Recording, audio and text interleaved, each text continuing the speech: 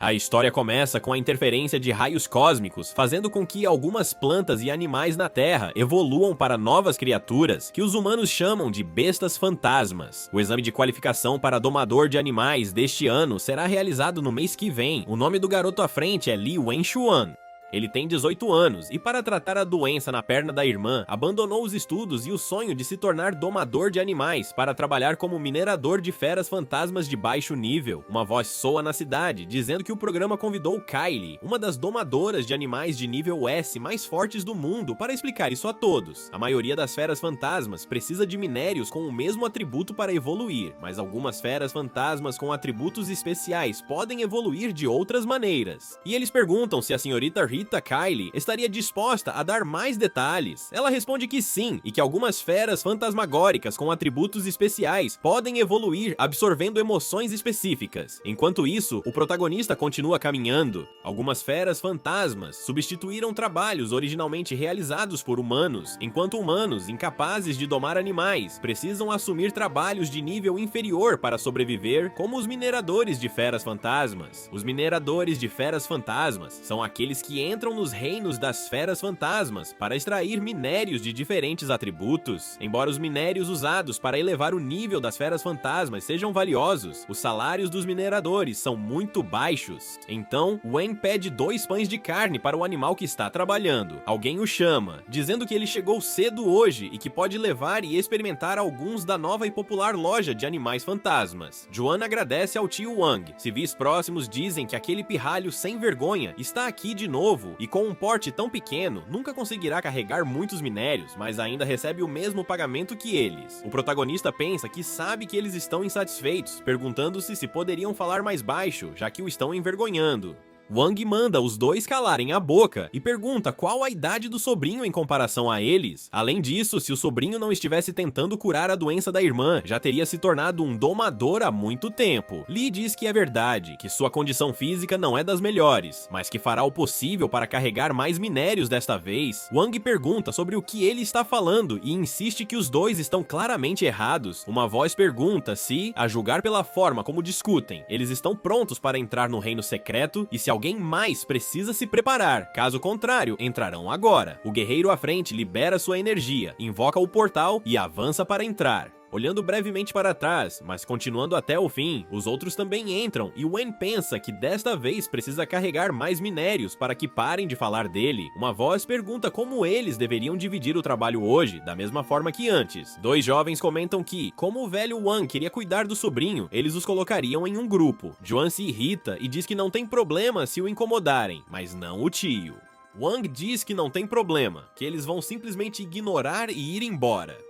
Mais tarde, em outro lugar, eles estão coletando minério e o protagonista pede desculpas por tê-lo arrastado para isso. Wang suspira, perguntando o que ele está dizendo, já que eles simplesmente farão o melhor que puderem. Li diz que está tudo bem. Uma hora depois, Wen está muito cansado e pensa que não pode trair a confiança do tio, não importa o quão cansado esteja, ele precisa suportar. Ouve-se um barulho muito alto e Duan pergunta o que está acontecendo. Eles correm imediatamente para ver e percebem que um deles foi morto por uma fera. Enquanto o líder permanece completamente calmo, os civis ficam furiosos ao ver isso e ordenam que ele faça alguma coisa, já que a fera mordeu alguém até a morte e ele é um domador de animais. Ele não pode ficar parado sem fazer nada, deve ligar rapidamente para os serviços de emergência. O domador diz para não se preocuparem, pois seu lobo de pesadelo eliminará todos eles. O lobo avança em direção a eles e começa a morder. O protagonista congela, lembrando-se de que Rita disse que algumas feras fantasmas do tipo sombra podem evoluir para indivíduos mais poderosos devorando emoções negativas humanas, como raiva, desespero, entre outras, e que se você encontrar essas feras fantasmas na natureza, deve ter muito cuidado. No momento presente, Li diz a todos para não correrem e se reunirem, para não entrarem em pânico, caso contrário, tornarão o lobo do pesadelo mais forte. O domador quer usar o pânico de todos para evoluir evoluir o lobo, então eles não devem entrar em pânico. É melhor unir-se, e assim o lobo não será invencível. O domador diz que não esperava que alguém de aparência tão frágil tivesse uma mente tão clara. Como ele mesmo disse, seu lobo com atributos de sombra precisa devorar as emoções negativas de suas mortes para evoluir. Então, agora ele lhes dará duas opções. Ou eles ouvem as palavras daquele pirralho, se unem e lutam contra seu lobo pesadelo para ver se conseguem subjugá-lo antes que ele elimine a todos, ou eles se eliminam, permitindo que seu lobo pesadelo absorva energia suficiente para evoluir.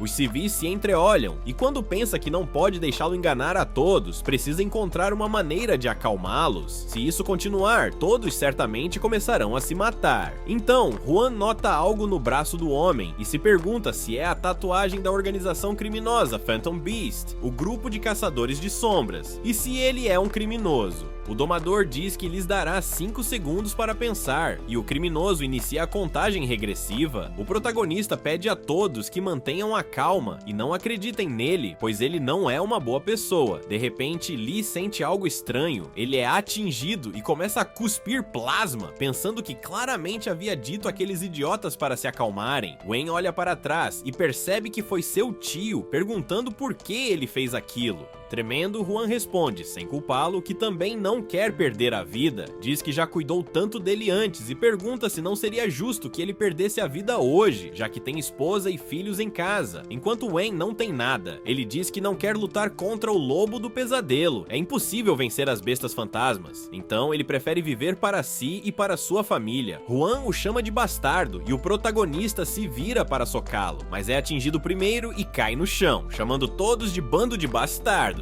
Todos o observam caído no chão, mas continuam se atacando. O domador diz que é maravilhoso que o pesadelo consiga absorver rapidamente essas emoções negativas e atingir o próximo estágio. O criminoso continua observando-os lutar, muito animado, pensando que nunca imaginou que a energia produzida pela matança deles seria ainda maior do que se ele mesmo os matasse, e que isso é realmente maravilhoso. Mais tarde, no mesmo local, após muitos civis terem sido mortos, alguns sobreviveram. Juan pergunta se eles próprios sobreviveram. Lee, caído no chão, gravemente ferido, pergunta ao tio o que eles deveriam fazer. Juan olha para ele, suspira e o chuta na água, dizendo que sofreram um acidente de mineração hoje e que sobre o que aconteceu, nenhuma palavra pode escapar. Eles vão organizar suas histórias antes de partir. Wayne cai na água, se perguntando se ele terminou, pensando que não quer morrer e se perguntando o que acontecerá com Xiao Yan, que cuidará dela. Juan se lembra de sua irmã lhe dizendo para voltar para casa mais cedo hoje e para se lembrar de almoçar, e também se lembra de seu tio dizendo que ele não podia morrer e tinha que sobreviver. Lee acha que precisa se vingar de todos aqueles malditos domadores. Algo com olhos escuros o observa e pensa que, com um desejo tão forte de vingança, esse humano poderia ser bem aproveitado. Diz que ele, o imperador, confiará seu poder a ele, na esperança de tomar este mundo que os escraviza e destruí-lo completamente. O poder penetra no corpo de Wayne, então a água começa a se mover e Lee levanta a mão, conseguindo se levantar completamente. Olhando para frente, percebendo que aqueles bastardos parecem ter sumido, Wayne emerge da água segurando um urso de pelúcia, tossindo a água que engoliu. Juan percebe que seu ferimento sarou e se pergunta se aquele gato morango inconsciente o salvou, já que até onde ele sabe, gatos morango não deveriam ter habilidades de cura.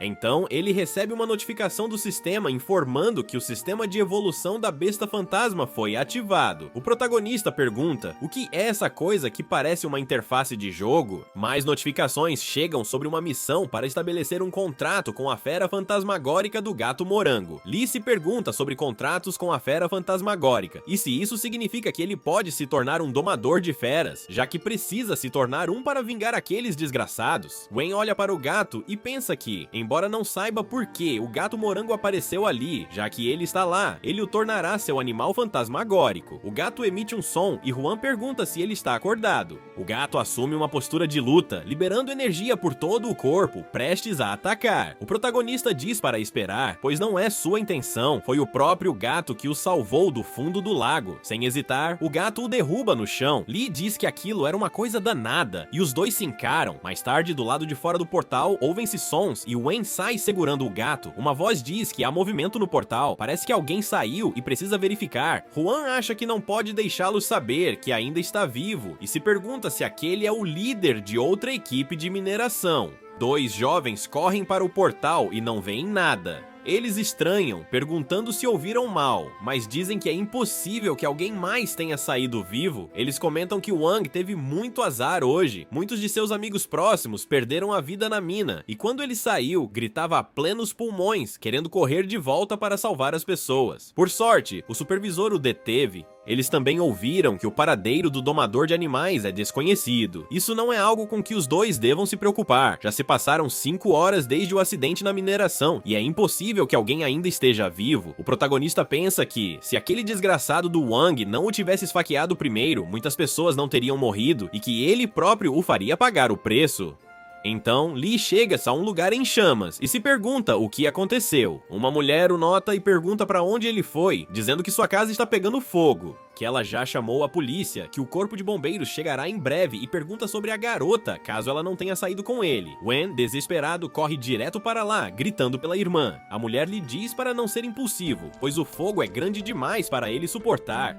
Xuan entra no prédio, bate na porta e pergunta se a irmã está lá dentro e se consegue ouvi-lo. A irmã responde. O protagonista diz para ela esperar, pois ele a salvará agora. Ele pega a chave e tenta desesperadamente abri-la, mas não consegue. Lee continua tentando até arrombar a porta, caindo no chão e chamando pela irmã. A porta se fecha novamente. Wen olha e percebe que a fechadura está em sua mão, range os dentes com raiva e começa a chutar a porta. Sua irmã diz para ele não se preocupar e simplesmente ir embora. Xuan bate no chão pedindo ajuda, implorando para quem puder salvar sua irmã de apenas 13 anos. O gato morango absorveu a energia de sua raiva e está prestes a acordar. O gato acorda, corre direto para a porta, bate nela e consegue abri-la. Sua irmã está lá. O protagonista observa e o gato morango sorri alegremente, orgulhoso de seu sucesso. Na floresta, uma voz diz que eles pegaram uma raposa de fogo ontem e que é incrível. Vozes ao redor respondem que eles também pegaram um cão da neve ontem e que hoje querem tentar a sorte para ver se há uma fera fantasma do tipo vento. Lee senta-se em um tronco, pensando que precisa encontrar uma poderosa fera fantasma o mais rápido possível e se tornar um domador de feras. Só assim poderá manter sua irmã em segurança.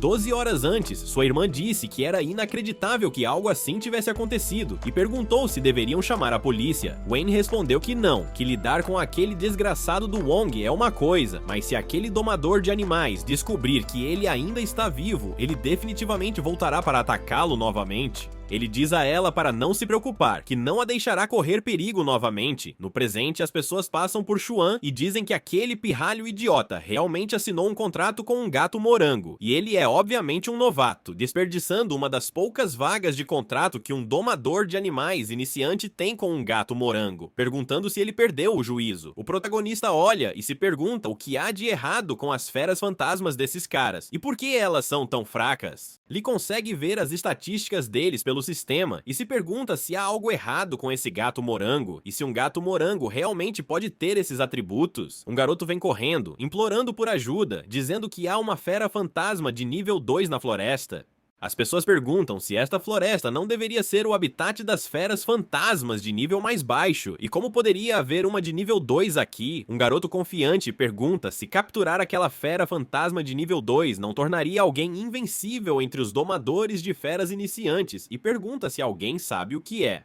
A loira responde que foi muito rápido. Ele apenas vislumbrou sua silhueta, estimando que provavelmente se tratasse de um gato relâmpago de nível 2. A loira continua correndo, apavorada. Nguyen acha melhor não se meter nessa confusão. Ele não quer passar por algo parecido com o incidente de Wang novamente. Xuan chama seu animal para capturar feras fantasmas com ele. O gato morango rosna, e o protagonista pensa que primeiro precisa encontrar uma fera fantasma que o ouça plenamente e diz a ela para parar de comer porque é hora de trabalhar. Mais tarde, eles caminham, e Lee diz ao seu animal para não correr por aí, porque embora este seja um reino secreto de bestas fantasmas de baixo nível, ainda é muito perigoso. O gato o ignora, e alguém se pergunta por que ele sempre sente que precisa de uma surra. Então ele se depara com fios no rosto, e olha em choque ao ver que é uma aranha. Ela pula para o chão, e o protagonista entra em pânico. Ele verifica suas estatísticas e percebe que algo não está certo.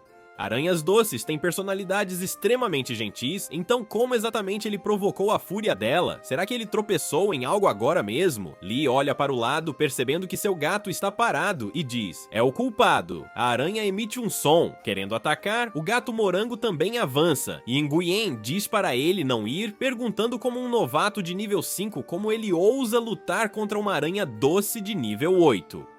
A aranha atira teias no gato, e Xuan pensa que finalmente entende por que nenhum domador de animais quer gatos morango. O gato cai no chão, completamente coberto de teias. O protagonista agarra o animal e foge rapidamente. A aranha o persegue, e Lee diz que ela está alcançando-o. A aranha cospe um líquido neles, jogando-os para longe. Nguyen cai de um lugar muito alto e enquanto isso, a aranha caminha até a beira do penhasco para observá-los até ser atingida pela água e congelada por um garoto que se aproxima da beira do penhasco, olhando para eles no chão.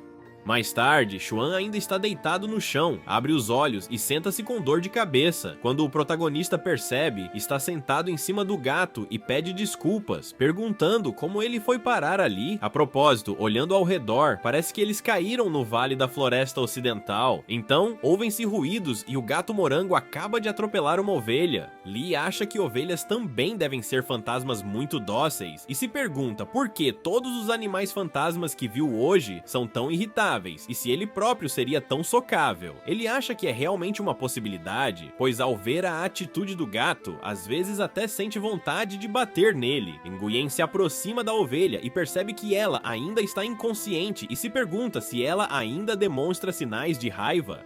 Ele acha que isso é errado, se não é problema das feras fantasmas. Então há algo errado com este vale. Ele precisa sair antes que o gato morango também comece a ter problemas. Ele ordena que o siga. Provavelmente eles precisam sair por ali, precisam ir embora rápido. O gato morango vira as costas e Xuan pensa que esse cara já tem um problema, gritando se ele não consegue ouvir que é perigoso lá. Então eles se deparam com algo e o protagonista pergunta se realmente há uma construção humana ali e se o gato o trouxe lá de propósito. Lee olha para cima e se pergunta sobre a fumaça vermelha. O lugar fica sombrio e sons começam a ecoar. Nguyen se pergunta que som assustador é aquele e pergunta se o gato está lhe dizendo para entrar. Xuan pega um pedaço de madeira e diz que está tudo bem. Eles ficam parados na porta e o protagonista sente um cheiro forte. Então Lee entra e pergunta que lugar é aquele. Ao redor deles há várias gaiolas e em uma delas há um cão de gelo gravemente ferido. Nguyen pergunta como ele se machucou daquele jeito e pergunta ao gato se ele consegue quebrar a fechadura. O gato a quebra e Xuan pensa que pelo menos esse cara finalmente se mostrou útil. O protagonista acaricia o cachorro e pergunta se está tudo bem. Lee verifica o status do cachorro pelo sistema e se pergunta quem poderia ter feito uma coisa tão cruel. Mesmo tendo apenas a poção de cura de nível mais baixo, ele espera que funcione, mas ele só pode tentar. O cachorro está muito assustado, tremendo por toda parte, e Nguyen diz que está tentando ajudar e que não precisa ter medo de esperar mais um pouco. Xuan começa a dar a poção de cura ao cachorro e pensa que todos os animais fantasmas ali sofreram cruelmente. Alguém está conduzindo experimentos extremamente vis, e esse tipo de operação pode ser obra do criminoso. O cachorro se aproxima dele, e o protagonista pergunta se ele consegue se levantar, depois diz que é ótimo que a poção tenha funcionado, e pergunta se ele está tentando levá-lo a algum lugar. O cachorro se aproxima de uma porta e lhe pergunta se aquilo é uma adaga. Nguyen abre a porta e diz que o cheiro lá embaixo é mais forte. Parece também ser um local experimental. Eles descem as escadas, Xuan segurando uma lanterna na mão. Enquanto desce, ele se pergunta se, ao criar uma área subterrânea separada como esta, poderia haver algo especial naquele lugar. Um monstro se aproxima com olhos vermelho escuros e abre sua enorme boca, mas o protagonista consegue proteger o gato para que a fera não o devore. Lee olha para a fera à sua frente e pergunta se é o cão sedentário de plasma. Nguyen verifica seu status e nota algo. Ele percebe que há correntes e se pergunta se esse sujeito estava acorrentado ali.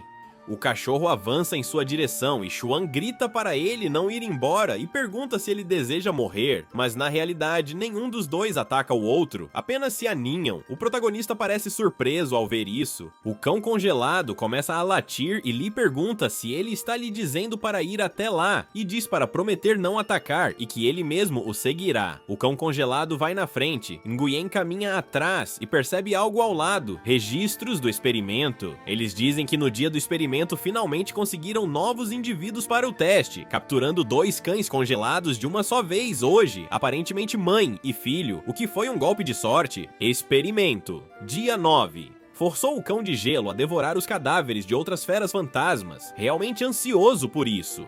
Experimento. Dia 15. Este é um pouco difícil de lidar, sua força de vontade é terrivelmente forte, mas eles derrotaram seu filhote bem na frente do cão de gelo maior, e finalmente o enfureceram. Dia 20 de experimento, o cão de gelo realmente não morreu, só então puderam esperar pelo grande, uma evolução para um cão de caça sanguinário, e assim o fizeram devorar seu próprio filhote. Talvez isso pudesse fazer com que o cão sedentário de plasma passasse por uma mudança inesperada. Depois de ler, Juan se pergunta que tipo de bastardo poderia fazer algo assim e diz ao cão de plasma para não ter medo que ele está ali e manda o gato quebrar as correntes enquanto ele descobre como remover a coleira. O gato morango quebra as correntes e o protagonista percebe e se pergunta se é sua imaginação ou se o gato está realmente começando a ouvir. Ele acha que não importa, eles vão salvar esse cão de plasma sanguinário primeiro. Lee tenta puxar a corrente de várias maneiras até que ela finalmente se solta. Ele se senta no chão e diz que finalmente conseguiu removê-la. Ainda bem que ele é mineiro há anos, ninguém mais teria tanta força. O cão de gelo se aproxima dele e um deles diz que sabe e que não é para apressá-lo, que está apenas esperando um momento e que vai libertar sua mãe agora. Em seguida, resta apenas uma última corrente.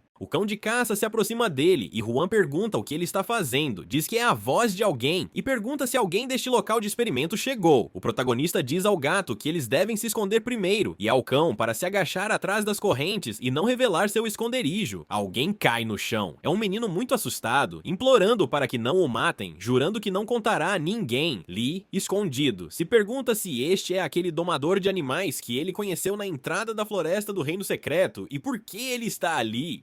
O menino está tremendo por inteiro, e um homem loiro segurando um cão de gelo lhe diz para relaxar que ele é bastante misericordioso com os humanos e só tortura feras fantasmas. Juan se pergunta se este não é o cara que disse antes que havia uma fera fantasma de nível 2 na floresta, e se este laboratório pertence a ele. O loiro pergunta se ele não estava curioso para saber por que o cão de gelo, normalmente obediente e bem comportado, o atacou de repente hoje.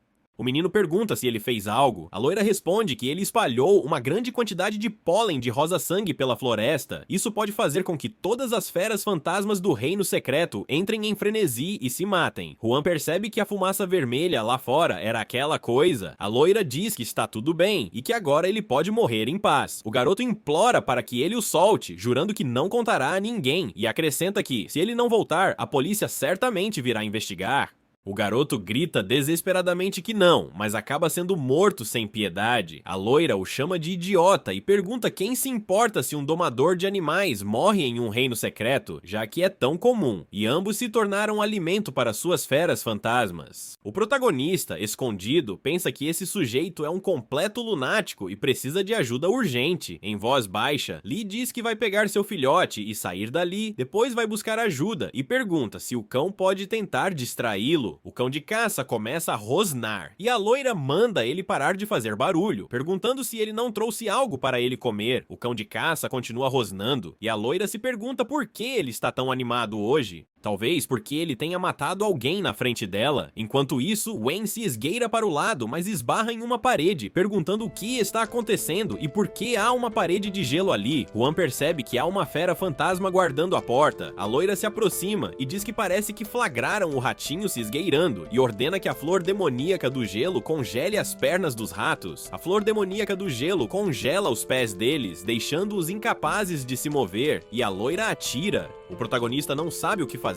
e fecha os olhos até que alguém se aproxima, bloqueando o tiro. Lee fica confuso e, olhando para o lado, vê que o cão de caça o protegeu. A loira se pergunta como ele escapou e o criminoso se lembra das correntes quebradas e o chama de bastardo, perguntando se ele sabia que aquele cão louco os morderia até a morte e o que ele fez. Wayne sorri e diz que sua chance de vingança chegou. O cão de caça abre sua enorme boca, soltando um rugido ensurdecedor. A loira ordena que a flor demoníaca de gelo o proteja, mas o cão de caça a devora antes mesmo que ela possa se mover.